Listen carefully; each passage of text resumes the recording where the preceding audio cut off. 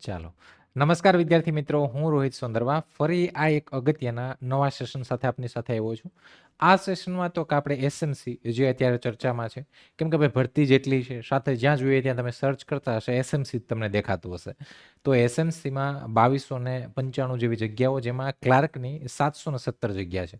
હા, ક્યાંય ને ક્યાંય પગારમાં ને આમને થોડું ઘણું આપણે છે, પણ મેન તો કે ભાઈ એક કાયમી નોકરી તમને એસએમસી સુરતમાં મળે છે, એ પણ ક્લાર્કમાં. સાથે સાથે અલગ 45 કેડર છે, એટલે તમારી પાસે તો કે ભાઈ અલગ અલગ ઘણી બધી કેડરમાં છે. તમે જો લાયકાત ધરાવતા હોય તો ફોર્મ ફિલિંગ કરી શકો. હવે તો કે આ ફોર્મ ફિલિંગને આપણે ફોર્મ ફિલિંગ સેશન છે એ આપણા વિડીયો સેક્શનમાં નાખ્યા છે. સાથે સાથે આપણે ઈચ એન્ડ એવરી સેશન, એટલે કે કોઈ બી એવો ટોપિક હોય કે જેમાં વિદ્યાર્થીઓના પ્રશ્નો હોય તો એની ઉપર આપણે સેશન લાવ્યા છે. તો બી હજી પણ ઘણા બધા અંશે તો કે 1 એપ્રિલથી ફોર્મ ફિલિંગ ચાલુ થઈ ગયું છે. 15 તારીખ સુધી ફોર્મ ફિલિંગ છે, પણ તો બી વિદ્યાર્થી મિત્રો ઘણા બધા છે કે એના મનમાં હજી પણ પ્રશ્નો છે, મૂંઝવણ છે.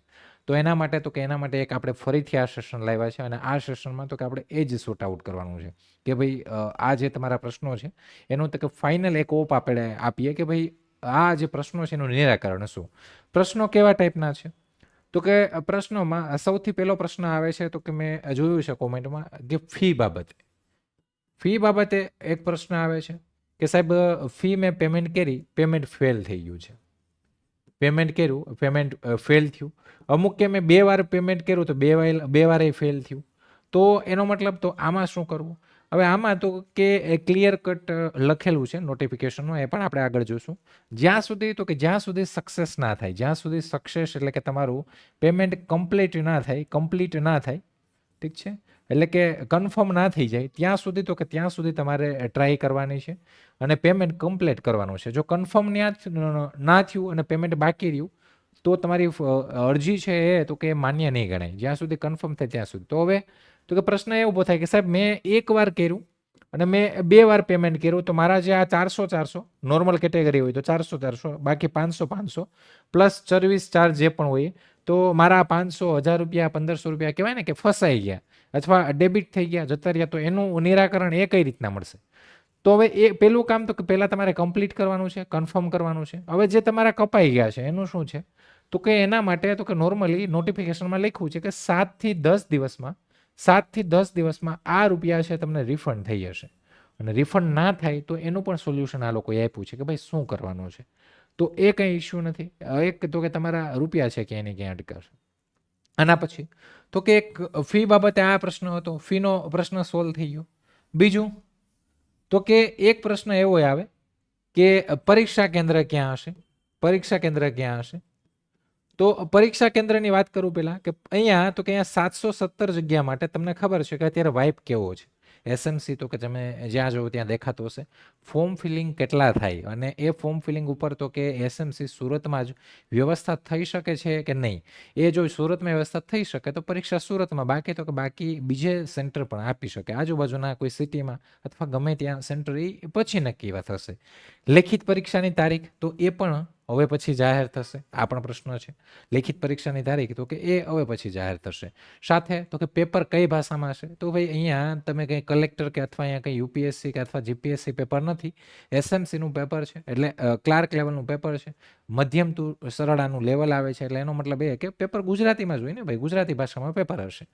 બીજું તો કે હવે એના પછી ફોર્મ ફિલિંગમાં પ્રશ્ન આવે કે સાહેબ ભૂલ થઈ છે નામ લખવામાં, નામમાં અથવા ફોર્મ ભરવામાં તમારાથી ક્યાંય ભૂલ થઈ ગઈ છે, ક્યાંય પણ ભૂલ થઈ છે. તમે જ્યારે તો કે જે પ્રિન્ટ કાઢી હશે એ તમે પછી વાંચી તો તમારાથી ક્યાંક ભૂલ થઈ ગઈ કે સાહેબ ભૂલ થઈ, હવે શું કરવું? થાય, કંઈ વાંધો નહીં.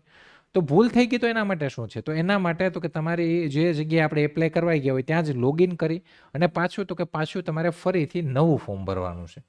ફરીથી નવું ફોર્મ ભરવાનું છે. નવું ફોર્મ ભરવું પડશે.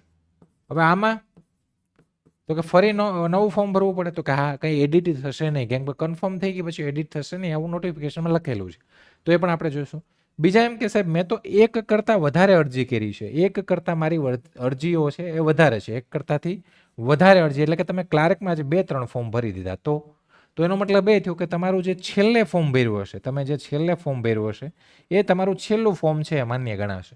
છેલ્લું ફોર્મ તમારું માન્ય ગણાશે. એટેમ્પમાં પ્રશ્ન આવે છે ઘણા બધાને, તો કે સાહેબ મેં તો કેટી છે, આમ છે, તેમ છે, તો કઈ એટેમ્પ? જો જેણે વિથઆઉટ કેટી પાસ કર્યો હોય તો એને ફર્સ્ટ એટેમ્પ આવે. તમે 2 વખત ટ્રાય આપી હોય તો 2 લખો, 3 વખત ટ્રાય આપી હોય તો 3 લખો, આ એટેમ્પ છે. ટકાવારી ટુ સીજીપીએ, એસજીપીએ, આનાથી એ તમારે તો કે ટકાવારીમાં કઈ રીતના કન્વર્ટ કરવા, તો એ ટકાવારી કન્વર્ટ માટે તમે ગૂગલનો ઉપયોગ કરી શકો છો, એમાં જઈ અને તમે ટકાવારીમાં કન્વર્ટ કરી શકો. આવા પ્રશ્નો છે. બાકી તો કે નોર્મલી એક પ્રશ્ન એ પણ છે કે ફિમેલ કેન્ડિડેટ જે છે, મહિલાઓ જે છે, એમને એ પ્રશ્ન છે કે અમારા મેરેજ થઈ ગયા છે તો નામ કયું લખવું? તો મેરેજ થઈ ગયા હોય તમારી પાસે મેરેજ સર્ટિફિકેટ હોય તો તમારે પતિના નામ સાથે તમારે ફોર્મ ફિલિંગ કરવાનું છે. બાકી નોર્મલ જેમના મેરેજ નથી થયા એમનું તો ફાધરનું નામ જ આવશે. તો આ રીતના છે. તો આ બધી એરર છે. હવે એને જ તો કે એને એવું નથી સાહેબ હવે આ તમે કહી દીધું એટલે હું આમ છે, કંઈ નહીં. તો આપણે અહીંયા તમને સ્ક્રીનશોટ જે છે આપણે અરજીમાં છે એ વસ્તુ અહીંયા લાવ્યો છે, જોઈ લો.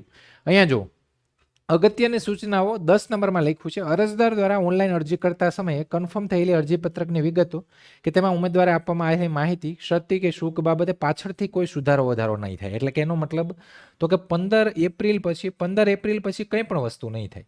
15 એપ્રિલ સુધીનો તમારો ટાઈમ છે કે તમે ક્યાંય જો સુધારા વધારા તમારી ભૂલ થઈ ગઈ હોય તો 15 એપ્રિલ સુધી તમે કરી શકશો. એક ઉમેદવારે એક કેડર એટલે કે માની લો કે તમે ક્લાર્ક માટે એક જ અરજી કરી શકશે. એક કેડર માટે એકથી વધુ અરજીના કિસ્સામાં છેલ્લી ઓનલાઈન કન્ફર્મ અરજી, તમે જે છેલ્લી અરજી કરી હોય એ તમારી માન્ય ગણાય. બાકીની અરજી તો કે બાકીની અરજી બધી રદ થઈ હશે અને ફીના નાણાં પરત મળવાપાત્ર રહેશે નહીં. એટલે કે એનો મતલબ કે તમે એકથી વધારે ફોર્મ ભરો તો તમે જે પેલું ફોર્મ ભર્યું હોય એનું તો કે એનું જે તમારા રૂપિયા તમે ભર્યા હોય એ જતા રહે, તમને પાછા પરત મળશે નહીં. આ વસ્તુ છે. આગળ મહિલા ઉમેદવારો માટે, તો મહિલા ઉમેદવારો જો અરજી કરતા સમયે પરિણીત હોય તો અરજી સાથે મેરેજ રજિસ્ટ્રેશન સર્ટિફિકેટ અથવા તો કે ગવર્મેન્ટ ગેજેટ, હવે ગેજેટ જરૂરી નહીં, તમારી પાસે મેરેજ સર્ટી હોય તો પોતાના પતિના નામ સાથે અરજી કરી શકશે. મહિલા ઉમેદવાર પરિણીત હોય પરંતુ મેરેજ સર્ટિફિકેટ ગવર્મેન્ટ ગેજેટ રજૂ ન કરી શકે એમ હોય તો તેવા ઉમેદવાર અથવા અપરિણીત મહિલા ઉમેદવારે તો કે પિતાના નામ સાથેની અરજી કરવાની. એટલે કે તમે માની લો કે તમારા મેરેજ થઈ ગયા છે, તમારી પાસે મેરેજ સર્ટિફિકેટ નથી અને 15 તારીખ સુધીમાં નીકળે એમ નથી તો તમારા પિતા સાથે અરજી કર્યો. બાકી જે અપરિણીત મહિલાઓ છે એમને તો એના પિતા સાથે જ અરજી કરવાની છે. સાથે તો આ પેમેન્ટ માટે તમે પેમેન્ટ કર્યું અને પેમેન્ટ તો કે સ્ટેટસમાં જઈને તમે જોયું અને ફેલ બતાવે છે તો જ્યાં સુધી સક્સેસ ના થાય ત્યાં સુધી તમારે પેમેન્ટ કરવાનું છે. તો સાહેબ આગળ મારા જે રૂપિયા કપાઈ ગયા તો આગળ તમારા જે રૂપિયા કપાઈ ગયા 7 થી 10 દિવસમાં આવી જશે અને માની લો કે 7 થી 10 દિવસમાં તમારા રૂપિયા નથી આવતા, રિફંડ નથી થતા, તો તમારે ઈમેલ કરવાનો છે. કોની ઉપર? તો કે આની ઉપર. જો ઓનલાઈન સર્વિસ 6 suratmunicipal.org અથવા તમારે આ નંબર ઉપર કોલ કરવાનો છે. એટલે તમારે ત્યાં આ જે બંને એક્સટેન્શન એમાં કોલ કરશો ત્યારે એક્સટેન્શન માંગશે એટલે એક્સટેન્શન 342 તમારે ક્લિક કરવાનું એટલે સીધો કોલ થઈ જશે. છેલ્લે અહીંયા એક લાઈન એવી પણ લખી કે ભાઈ તમે પેમેન્ટ નથી કર્યું, ફેલ થયું કે ગમે એ વસ્તુ થઈ અને જો તમે પેમેન્ટ કમ્પ્લીટ નથી કર્યું તો સુરત એસએમસી કંઈ જવાબદાર નહીં રહી, તમારે પેમેન્ટ સક્સેસ એની હાવ તમારે કરવું પડશે. બાકી પ્રશ્ન હવે બીજો કોઈ તો રહેતો નથી. એક પર્સન્ટેજ કન્વર્ટમાં ઇસ્યુ આવે છે બધાને, તો પર્સન્ટેજ કન્વર્ટ કેવી રીતના કરવા એસજીપીએ ટુ સીજીપીએ, એના માટે તમે ગૂગલ ક્રોમમાં સર્ચ કરો એસજીપીએ સીજીપીએ ટુ પર્સન્ટેજ અને ત્યાં તમે એસજીપીએ સીજીપીએ તમારો નાખો એટલે પર્સન્ટેજમાં કન્વર્ટ થઈ જાય. ટ્રાય માટે ઘણા બધાને તકલીફ આવે છે કે એક ટ્રાય પાસ કર્યું તો ફર્સ્ટ ટ્રાય હોય તો સેકન્ડ, 2 વખત કર્યું હોય તો સેકન્ડ ટ્રાય, થર્ડ ટ્રાય કર્યું તો થર્ડ ટ્રાય, આ રીતના લખી નાખો. બાકી તો કે અરજીમાં જ્યાં આવી રીતના સ્ટાર મારેલું હોય એ કમ્પલસરી છે, એટલે કે તમારે ટીક કરવું જ પડશે, લખવું જ પડશે. અને જે સ્ટાર ના હોય એ તો કે કમ્પલસરી નથી, તમારી પાસે હોય તો નાખો, ના હોય તો રહેવા દો. તો આ જે મેઇનલી જે પ્રશ્નો હતા કે જે વારંવાર હું જોઉં છું કોમેન્ટમાં ઘણી જગ્યાએ, એ આપણે અહીંયા સોર્ટ આઉટ કરી દીધું. બાકી તો કે હજી પણ તમારો કોઈ પ્રશ્ન હોય તો આપણી હેલ્પલાઇન નંબર છે અને કોમેન્ટ બોક્સ છે એમાં તમે કોમેન્ટ કરી શકો છો. બાકી આ એક છે છેલ્લું, એક વખત ઓનલાઈન અરજી જો આ છે ને જેને ભૂલ થઈ છે એના માટે શું કરવું, એક વખત ઓનલાઈન અરજી ફોર્મ ભરી આખરી સબમિટ થઈ ગયા બાદ એટલે કે તમે ફી પેમેન્ટ બધું ભરી દીધું, ઉમેદવારને તેમની અરજીમાં કોઈ ફેરફાર કરવાની જરૂર જણાય એટલે કે તમને એવું લાગ્યું કે ક્યાંય ભૂલ છે ને મારે ફેરફાર કરવો છે તો ફરીથી ઉમેદવારી નોંધવા માંગે તો શું કરવાનું?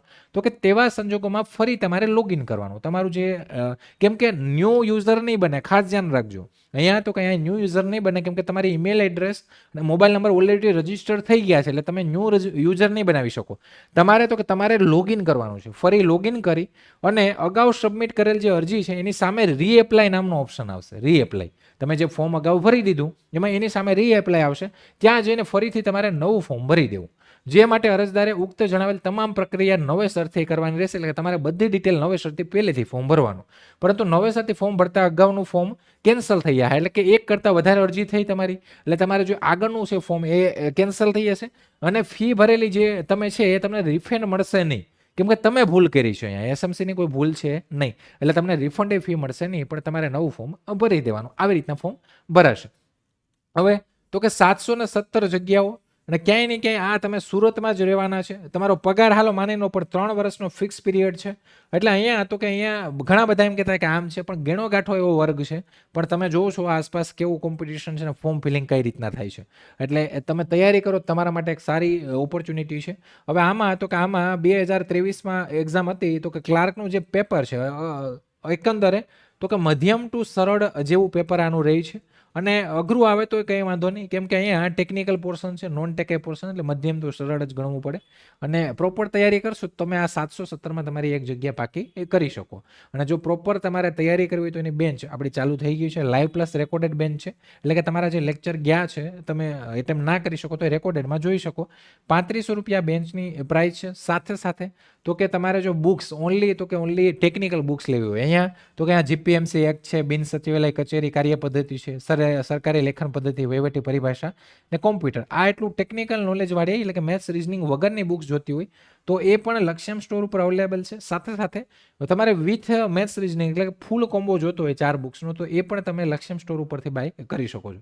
વિથ બુક છે એની પણ બેન્ચ આપણે અવેલેબલ છે. એટલે તમે તો કે તમારે જેમાં જોઈન થવું હોય પહેલાં જોઈ લો, જાણી લો, પછી તમને અનુકૂળ આવે તો તમે બાય કરી શકો છો. બાકી તો કે બાકી જો આપણું ચેનલ છે સબસ્ક્રાઈબ કરજો, શેર કરજો.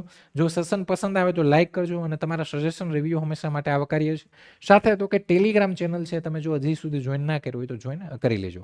તો આશા રાખું કે તમને આ સેશનમાં બધું સમજાઈ ગયું હશે, પસંદ આવ્યું હશે. અને આવા જ નવા સેશન સાથે અવારનવાર મળતા રહેશું. ત્યાં સુધી રજા લઉં છું. જય હિન્દ, જય ભારત.